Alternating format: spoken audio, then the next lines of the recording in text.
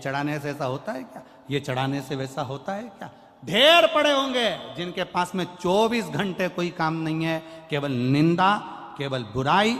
Facebook चलाओ, YouTube चलाओ, एक बुराई छाट दूसरी लिख दो, दूसरी चाहो तीसरी लिख दो। जब जब आप कोई अनुष्ठान करने बैठोगे, जब जब आप अभिषेक करने बैठोगे, जब जब आप बेलपत्र चढ़ाने बैठोगे, जब जब आप कनेर का पुष्प चढ़ाने के लिए जाओगे, दूसरे तुम्हारे पास में आकर हंसेंगे और तुमको उस जगह से हटाने का प्रयास करेंगे। समझ लेना कि वो इसलिए आया है कि हमारे मन का मनोरथ पूर्ण ना हो, इसलिए वो बीच में अड़चन डालने के लिए आया है। पर अगर तुम्हारा विश्वास पक्का है और तुमने एक दुर्वा, एक बेलपत्र, एक कनेर का पुष्प भी, एक चावल का दाना भी, एक लोटा जल भी अगर विश्वास के साथ शिव जी को समर्पित करा है, तो फिर शंकर तुम्हें खाली नहीं छोड़ता, झोली भर कर ही छोड़ता है। ये निश्चितता है उसकी।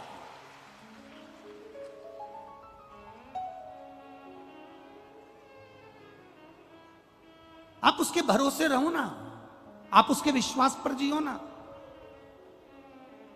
हमारा क्या जाएगा? ये कथा बाची लाखों लोग श्रवण कर रहे हैं, करोड़ों लोग भगवान की भक्ति कर रहे हैं, शंकर के तत्व को जान रहे हैं, शंकर भगवान के विचारों को जान रहे हैं, शंकर की करुणा को जान रहे हैं।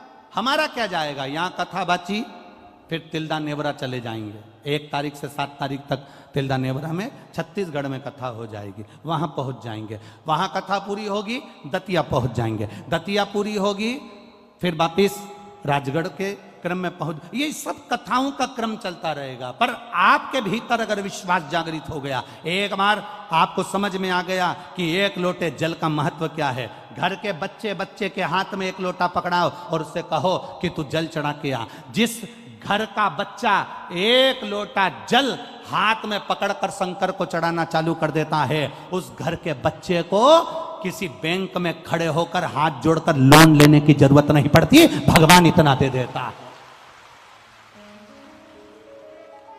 हमने पहले भी कथा में कहा, लोन से गाड़ी मत लेना, लोन से बंगला मत बनाना, लोन से